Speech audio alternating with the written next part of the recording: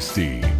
Welcome to Watch Mojo, and today we're counting down our picks for the top 20 egregious pay-to-win games ever.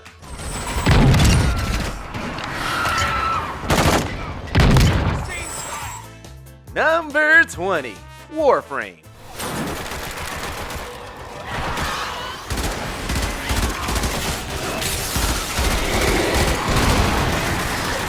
We'd like to preface this by saying that Warframe is by no means a horrible game.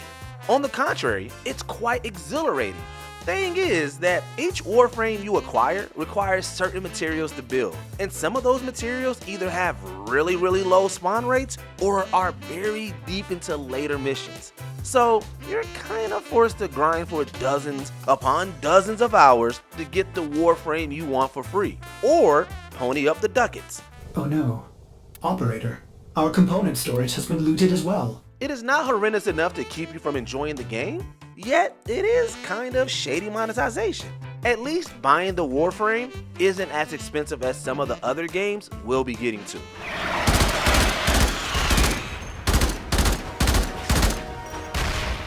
Number 19, Mario Kart Tour.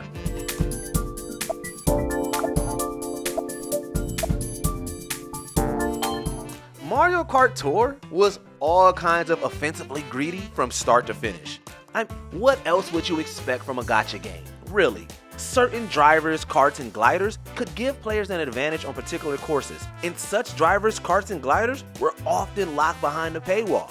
Whether it was through seasonal passes that demand you grind for these unlockables or flat out inflation prices in the shop, Mario Kart Tour made it clear that it was here for one thing and one thing only: your money.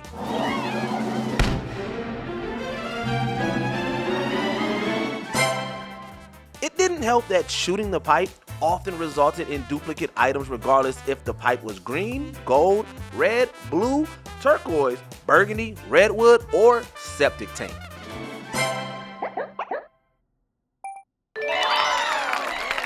Number 18, Star Wars Battlefront 2. You sure have a thing for capturing command posts. We will give EA and DICE credit where it's deserved. Battlefront 2 did turn things around with a reworked star card system, reworked progression, and the addition of free expansions. However, no one can forget the early days when star cards, which could power up your character's abilities, were locked behind grinding and loot boxes.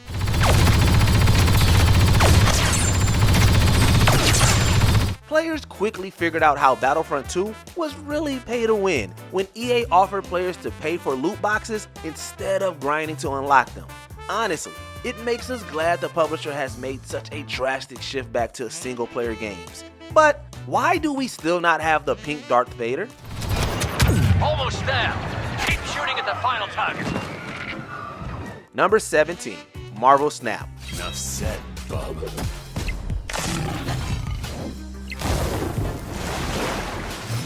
Marvel Snap is in the same boat as Warframe. It's a fantastic game that is, unfortunately, pay to win. The difference between them is that Marvel Snap is pay to win by design. New cards are constantly getting locked behind paywalls.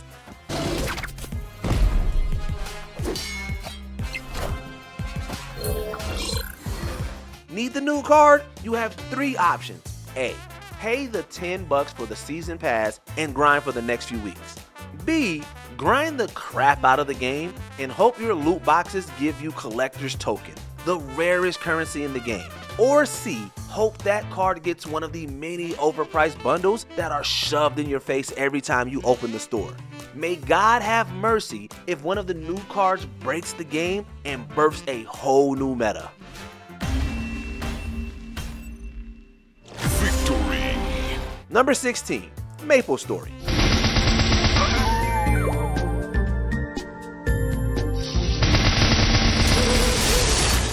Unlike most of the games we'll be going over beyond this point, we'll give MapleStory the recognition of at least being honest. Selling XP boosters can be pretty scummy in many scenarios, and here it is almost just as scummy.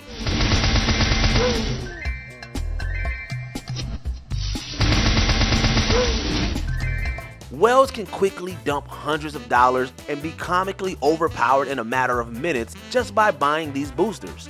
If you don't care about PvP crap though, you can avoid this part of the player base easily. So that's why we're not giving MapleStory too much flack. It sucks, but it's avoidable.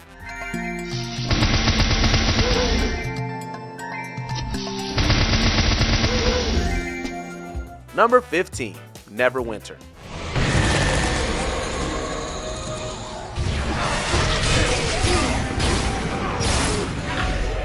Just like Marvel Snap, Marvel Winter is basically pay to win by design. Once again, this is a great game and all, and we can be thankful that the pay to win aspect is not in the most malicious method possible. However, this is another case of forcing players to buy boosters in order to properly keep up with the game's scale of difficulty.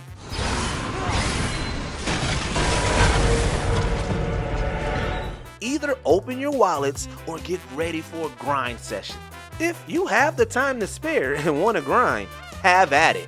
But don't be surprised if your drive starts to diminish.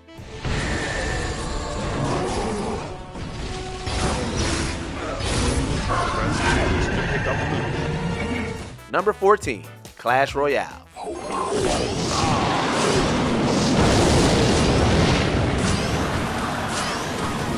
Clash of Clans was already shady with how it made progression painful in later levels. So how bad is this spinoff?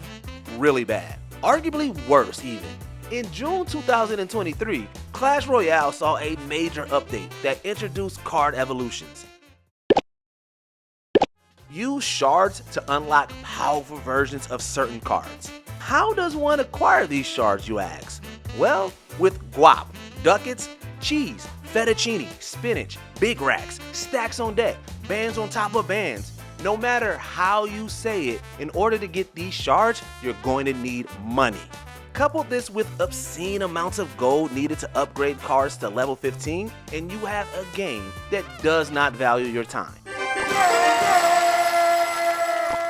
Number 13, FIFA Series. Not a good pass. When looking at console and PC games shoehorning microtransactions and loot boxes, many point the blame to this football series of games. For years, the FIFA series would try to entice players to buy loot boxes in order to earn their favorite players, or players that may have better stats than their current teams. Of course, this carried into the online portion of the game. And Paul Pogba, well, it could be on for him here. It isn't a real game unless it's pitting Wales against those with less disposable income. Thus, much of the gaming media and community ignore this sector most of the time. Good defending, quick transition, and excellent movement. It just needed a much better finish. Number 12, Angry Birds Go.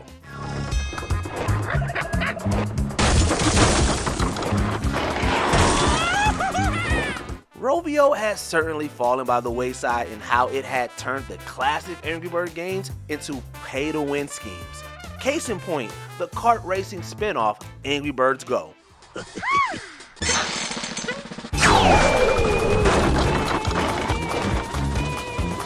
Whereas Mario Kart Tour requested payment for season passes and maybe $20 or so for some outrageous bundle, Angry Birds Go will charge you $60, $70, sometimes $120 just for a cart.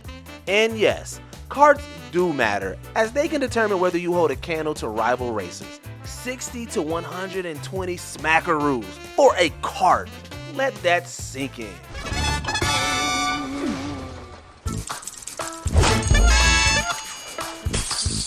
Number 11, Ace Combat Infinity. Target locked. Another enemy flight approaching. After spending some time with Ace Combat Infinity, you would think the game desperately does not want you to play the game. Many players have reported how money hungry the game gets, locking missions behind obscenely high levels and making every moment of play cost a limited resource. You know how to use your data link. It's not complicated. Check your radar and get close enough to an allied craft. It'll activate automatically. It doesn't matter if you wish to do a single player mission or play online against others. If you don't have fuel, you don't get to play. Good thing uninstall is just 2 taps away, which takes less time to execute than figuring out where everything is. Too bad that last guy didn't get that far. Yeah, because you pushed him too hard. Number 10. CounterStrike Nexon Zombies, aka CounterStrike Nexon Studio. You want to see anything?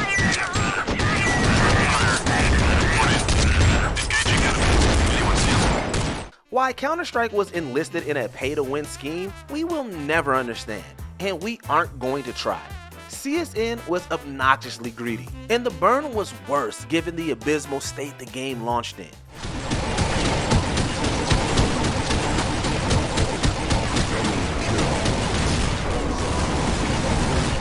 Not only was it an incredibly buggy mess, but it also made starter weapons extremely weak, weaker than a pea shooter. Looking for the real potato cannons? Well, what's your credit card number? Even under the new studio brand, CSN still features a ridiculous pay-to-win model that is still garnering negative reviews for the game today.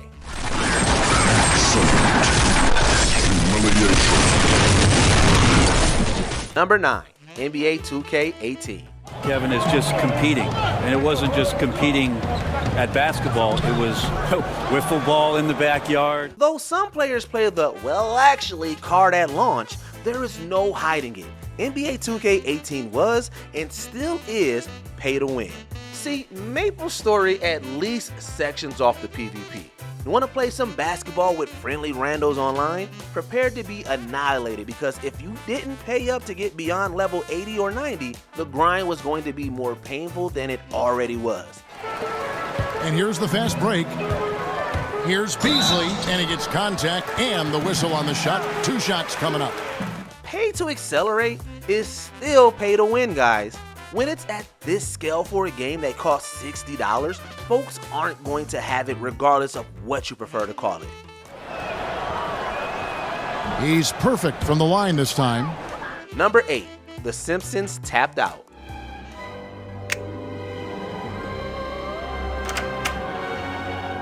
EA was getting really dirty with mobile gaming back in the day, and The Simpsons Tapped Out was not afraid to demand your dollars. It starts out simple.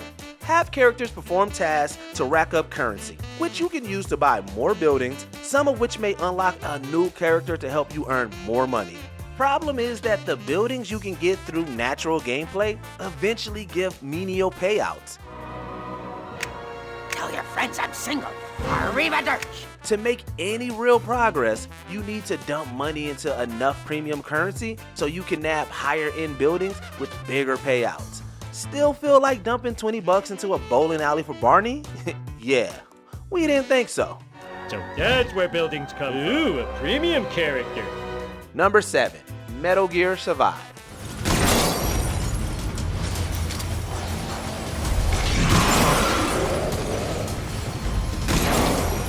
It was bad enough that Konami was jumping aboard the awful business bandwagon that was demanding constant internet connection from players for access to a game. How could they possibly make this any worse? Microtransactions? Nope, worse than that.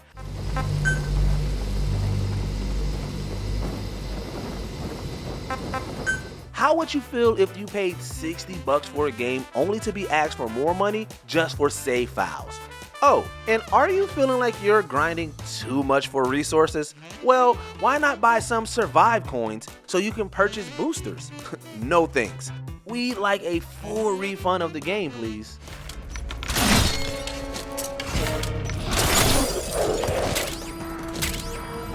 Number 6, Marvel's Avengers. Is this new? I'm giant!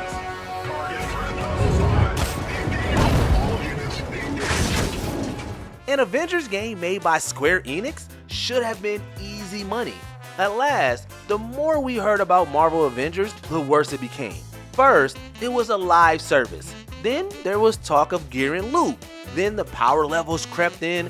Before we knew it, we were being told to grind our heroes' power levels or pay for freaking boosters.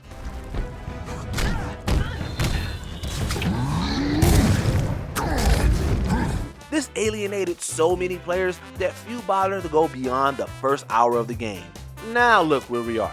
Square, the live service, is now a dead and delisted game, generating no revenue of any kind. Not a lot of people could, do that. Number 5, Call of Duty Modern Warfare 2.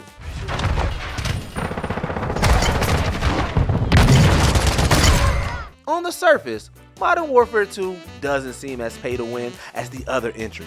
Besides, most of the paid stuff is cosmetics and operators, right? Not just operators and cosmetics, no? You can straight up pay to unlock weapons, weapon blueprints, and even tactical pets to give you an extra buff in the fight.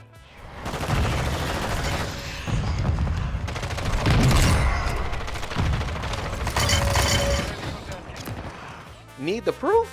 Well, that Doom Super Shotgun seems to be offing dudes in 1 or 2 shots from a fairly comfortable distance, wouldn't you say? Modern Warfare 2 was fine for a while, but man, it has declined in keeping things fair.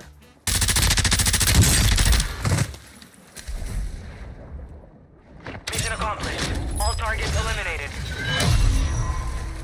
Number 4, Candy Crush Saga.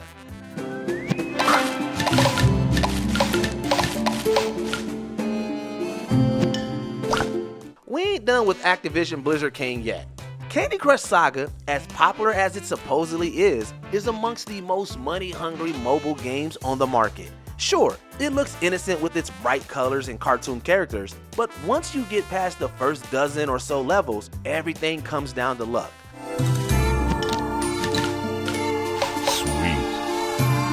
Your moves become more limiting, and you're expected to meet goals at the mercy of whatever random candy drops on the board. All of a sudden, the story is, such a shame. If you've had this power-up that cost a couple of bucks, maybe you can get through the rest of this level. In other words, it's forcing impossible goals on you just so it can sell the solution.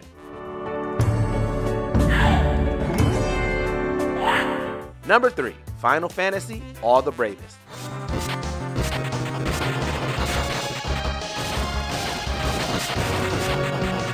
Speaking of games that force problems to sell the solution, All the Bravest is unabashedly greedy.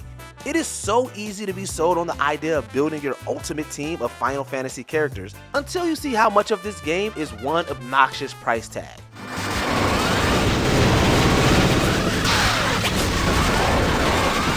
Oh, you eyeing this character? Pay $1 for a chance to get them. Oh, they suddenly died in battle? Well, pay us another $1 to revive them instantly, or wait 3 minutes. Oh, you choose to wait it out and another character died in the process? Well, wait until your first character who died is revived and then pay us, or wait for one who just died to revive. See how this game is just constantly demanding money?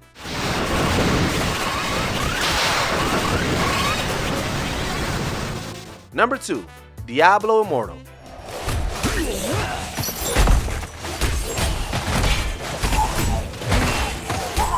Activision Blizzard King gets the slimy silver medal for greed for this travesty.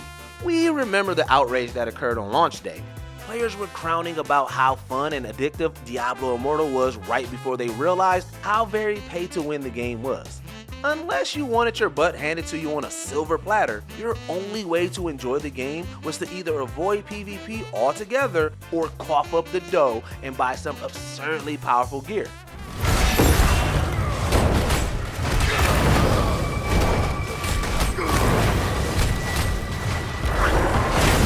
The power grinding got equally egregious in the regular gameplay later on.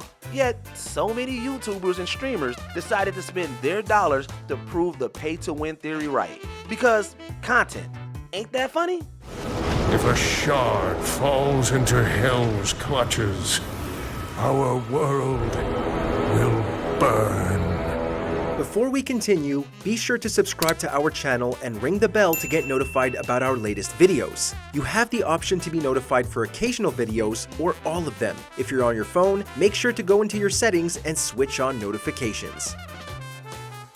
Number 1, Dungeon Keeper. You finally returned, Keeper. Even after experiencing all of these awful, greedy games, none have come close to the same level of sleaze as Dungeon Keeper. For those who may not remember or were not around at the time, Dungeon Keeper had players build their own devious dungeons and command minions to gather resources. One catch though, cooldowns. Forget a pimp slap, switch up the syntax, take away the PC, I'll deliver imp slaps. There's a slim chance that you've ever seen an enemy with melanin as red as it's a menace in his skin rash. Whether you wanted to expand your dungeon by one tile or saw a rare resource, you were forced to wait an exorbitant amount of time. Of course, you could always fork over your cold hard cash. Ugh. Here's hoping EA has put those dark days behind them for good. I'm drums with the Dungeon Keeper. The hand of evil strikes again. What game do you think was the worst when it came to pay-to-win mechanics? Did it make our list? Let us know down in the comments in a civil manner below.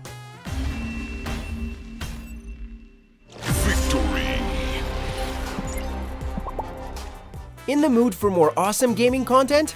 Be sure to check out this video here on Mojo Plays. And don't forget to subscribe and ring the bell to be notified about our latest videos.